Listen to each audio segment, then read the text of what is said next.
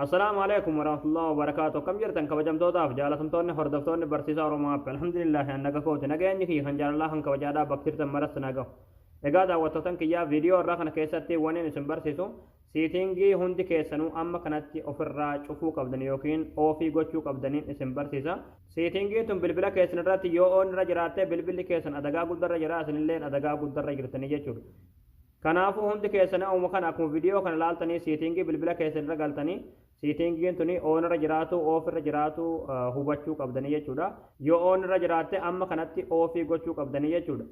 Egaa daawwattootan kiyyaa siitingiin kun yoo oon irra jiraata dagaan isaadhaa maali jettanii yoo na gaafatan jechuudha. Yoo akka tasaadhaa ta'ee ramzii bilbila keessanii dagattanii yeroo 15 ol itti nattan jechuudha. Jawwaalli keessan ofiin automaatikaalii foormaatii ta'a jechuudha isin galee. Akkasuma wanni jawwaala keessan keessa jiru sun walumaan bada jechuudha. Walumaan foormaatii ta'a waan tokkollee hin argattan jechuudha isin galu turame.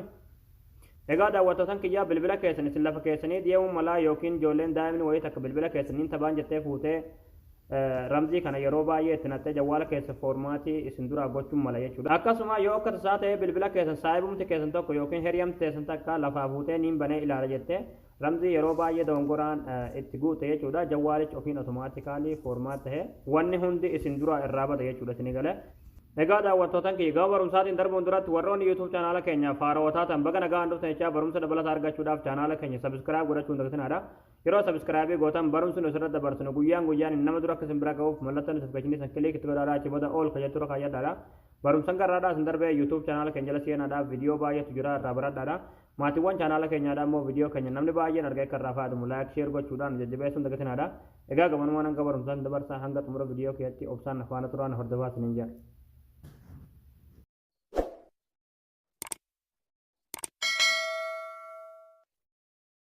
Hayyee daawwattootan kiyyaa siitingiin kun yoo oon irra jiraatee oofii gochuudhaaf siitingii bilbila keessan galtanii achi booda asirra gadanii buutanii asirratti look iskiriin ka jedhu kilikni gootanii achi booda asirratti jechuudha secure lock settings ka jedhu argattanii irratti kilikni gootanii achi booda ramzii bilbila keessaniitti guuttanii achi booda haala kanaan asitti isin fida yeroo haala kanaan asitti isin fide settingichi kunoo isa kana jechuudha isin galee yoo haala kanaan oon irra jiraate oofii gochuu qabdan jechuudha. Egaa daawwattootan kiyyaa akkuma asirratti isiniif hime jechuudha akkuma asirratti argaa jirtan jechuudha auto factor reset yaa jechuudha isin galee kana jechuun jechuudha bilbilli keessan yeroo 15 oli akkuma asirratti amma dubbisa kan argaa jirtan kana jechuudha yeroo 15 oli yoo akka tasaa ramzii bilbila keessanii dagattanii akkasumaan itti guutan jechuudha ofiin bilbilli keessan waan keessa jiru sanii waliin foormaatii isin jalaa ta'a jechuudha isin galee. Egaa daawwattootan kiyyaa waan rabbi namni hin beeku jechuudha akka tasaa bilbila keessan akkuma asirratti isin hin jee lafa keessanii deemuu mala yookiin daa'imni takka ramzii bilbila keessanii olii fi gadi qabuu mala jechuudha dogongoraan yeroo 15 yeroo itti guutte ofiin automaatikaalii foormaatii ta'a jechuudha isin galee. Egaa bilbilli ramzii hin qabne hin jiru namni hundinuu ramzii bilbila ofitti godhatee deema waan ta'eef waan kana dursa cheekii gochuu qabna jechuudha ofirra jiraatu oon irra jiraatu jechuudha isin galee.